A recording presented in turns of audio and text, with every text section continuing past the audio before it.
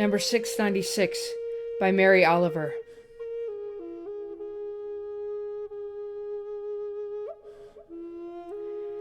To live in this world, you must be able to do three things.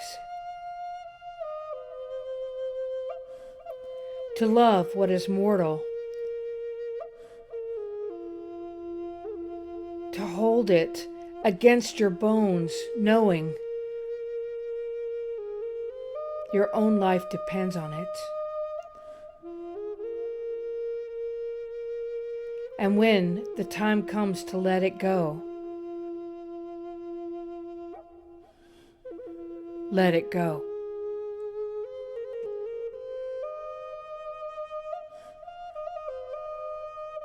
Mary Oliver.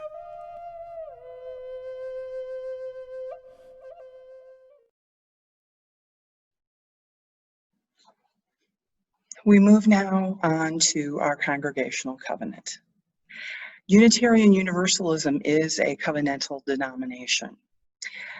We hold that we do not have to believe alike in order to love alike. And that means that within every UU community, there are people with a diversity of personal creeds. But there is one covenant that binds us together, and each time we gather, we recite it again. Please join with me. Love is the spirit of this church, and service is its law. This is our great covenant, to dwell together in peace, to seek the truth in freedom, and to help one another.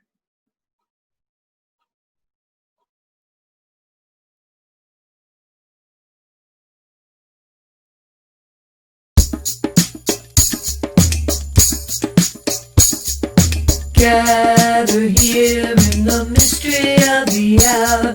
Gather here in the mystery of the hour. Gather here in the mystery of the hour. Gather here in the mystery of the hour. Gather here in the mystery of the hour. Gather here in the mystery of the hour. Gather here in the mystery of the party. Scatter here, draw near the party. Scatter here, draw near the power. Spirit, draw near.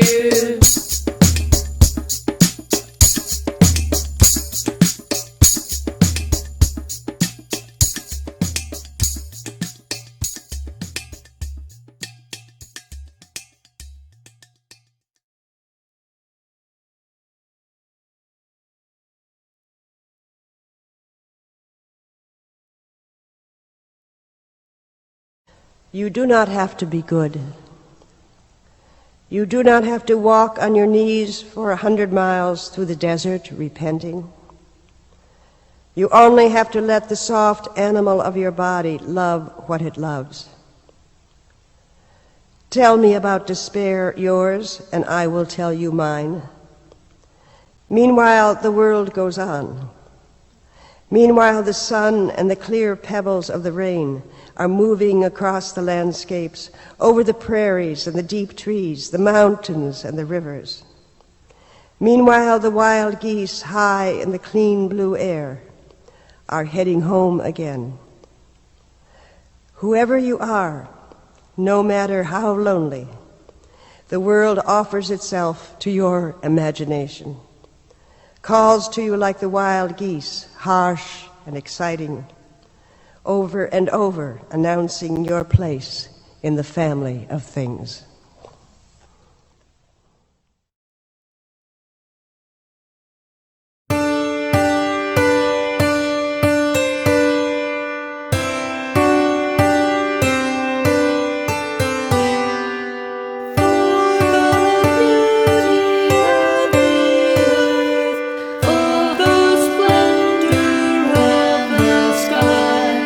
For the love which from my birth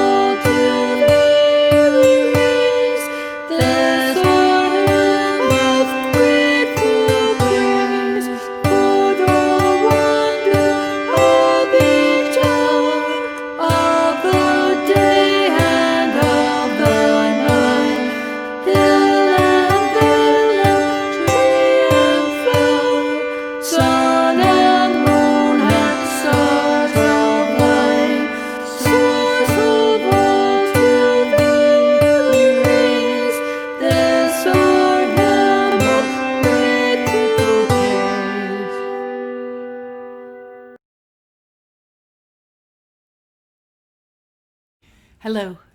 Today we're going to talk about Mary Oliver. Now, why are we talking about Mary Oliver? Mary Oliver is a poet.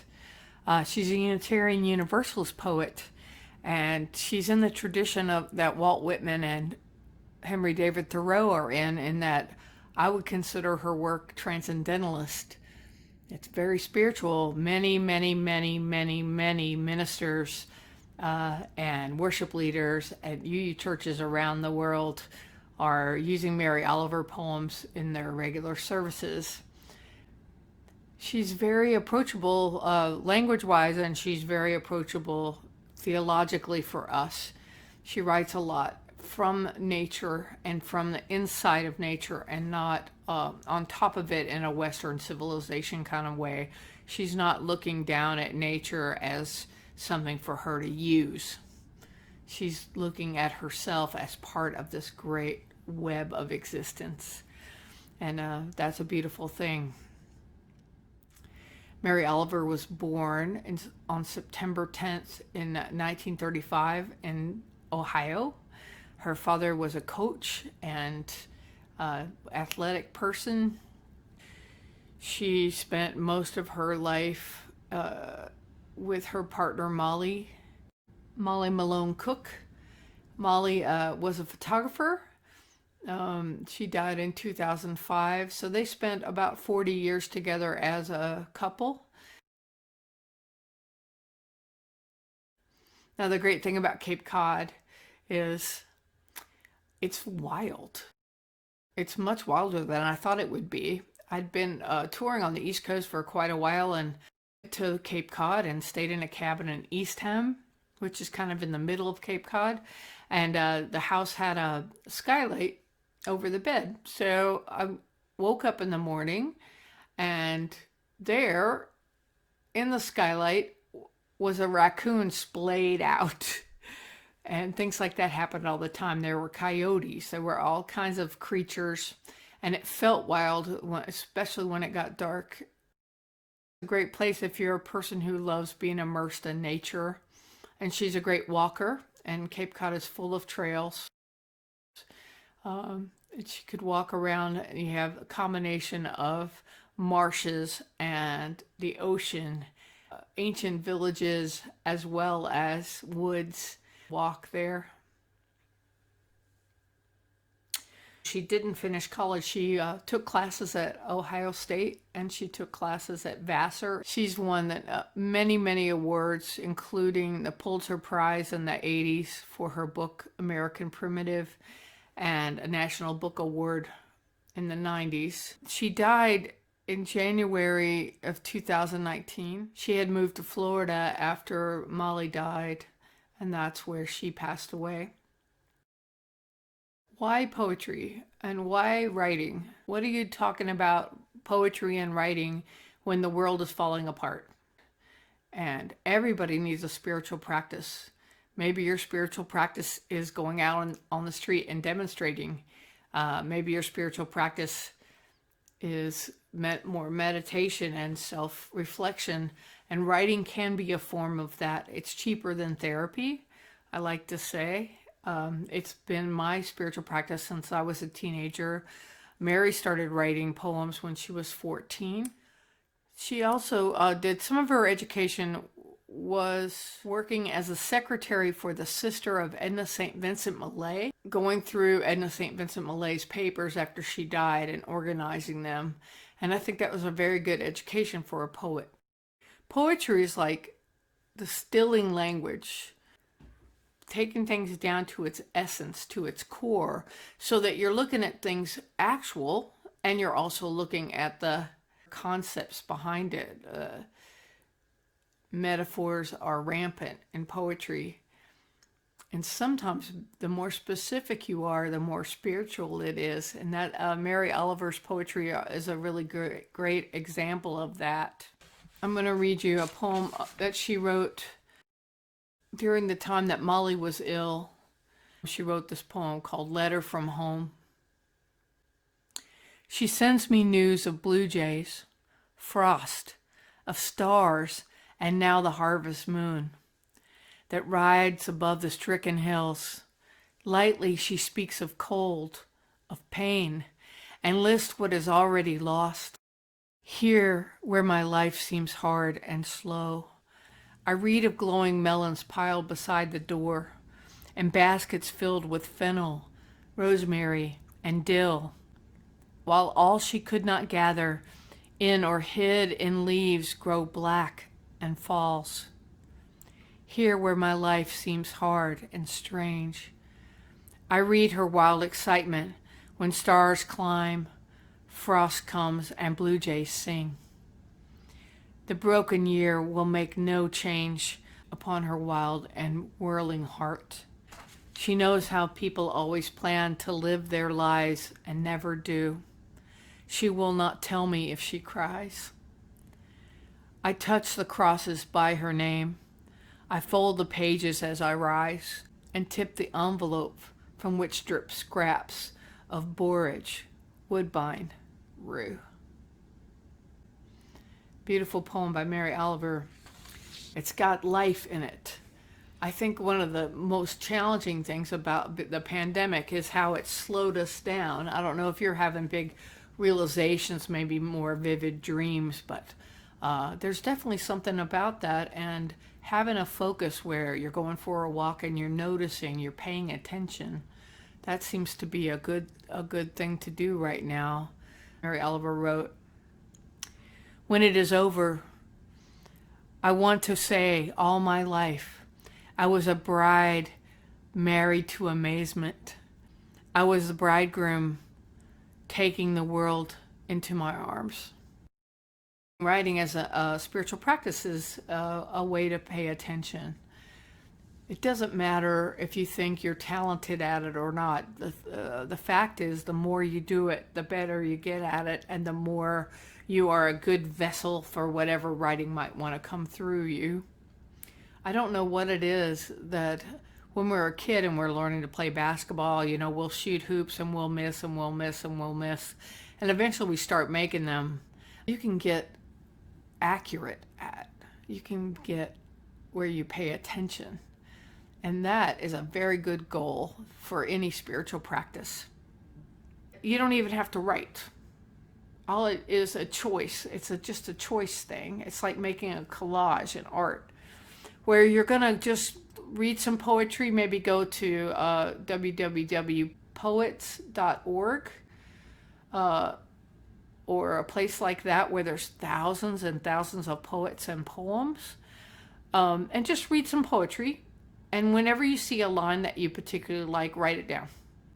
And then you take all the lines you like and try to make a poem out of those lines.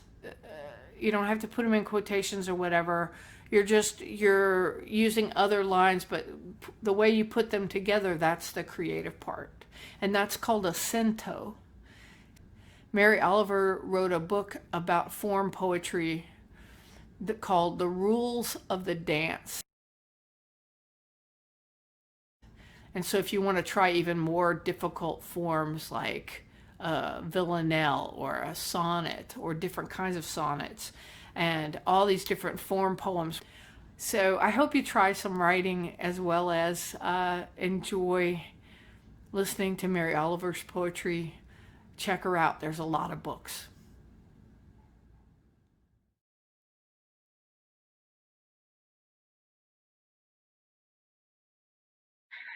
Donations to keep our church programs vibrant are more important than ever. Is deeply important now. During this time, this church, like every other church, we have had a decline in the income that we receive from renters who use our church building for the same reason that we're not meeting in the church building now. That is just one of the ways that we have been impacted financially. So if you have the ability to contribute at this time, there are two ways that you can donate to the church. So way number one, visit our website, communityuuchurch.org, and click on the Donate Now button that is on the front page of the website, and you can donate through the church website that way.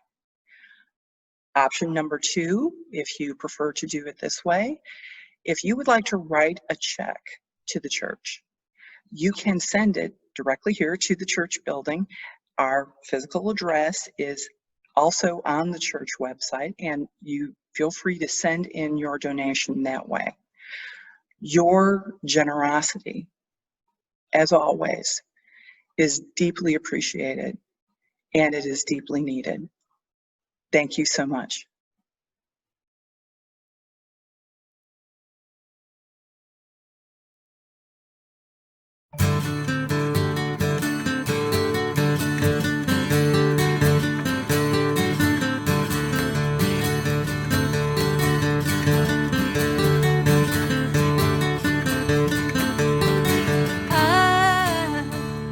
I'm a one-way motorway. I'm the road that drives away and follows you back home.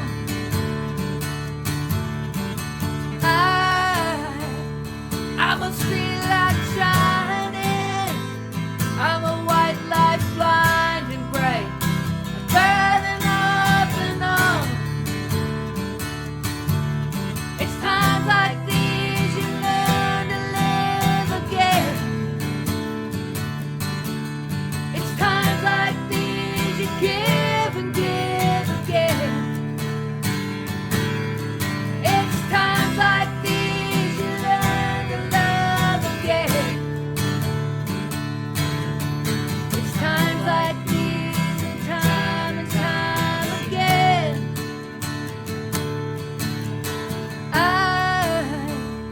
I'm a new day rising. I'm a brand new sky to hang the stars upon tonight.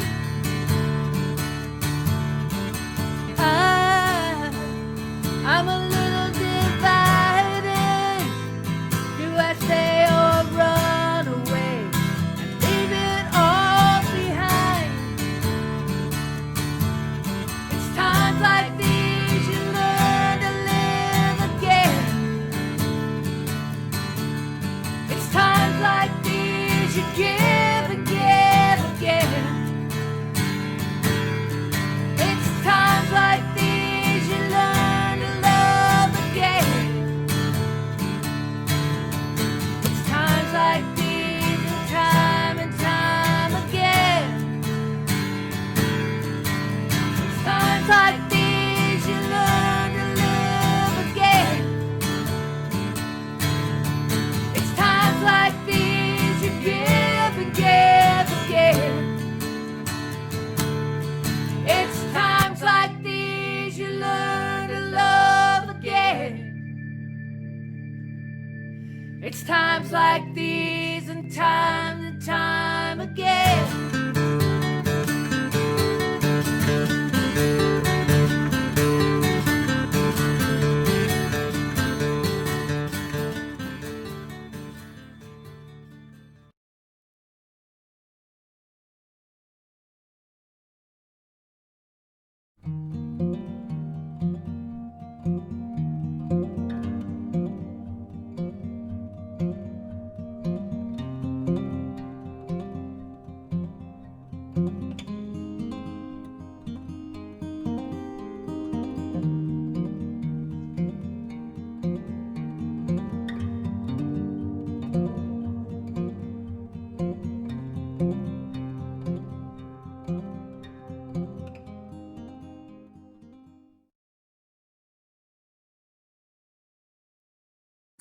Remember the way of the wind and breathe and blow. Remember the way of the fire, sparkle and glitter and glow. Remember the way of the water and ebb and flow. Remember the way of the earth and grow. Go in peace.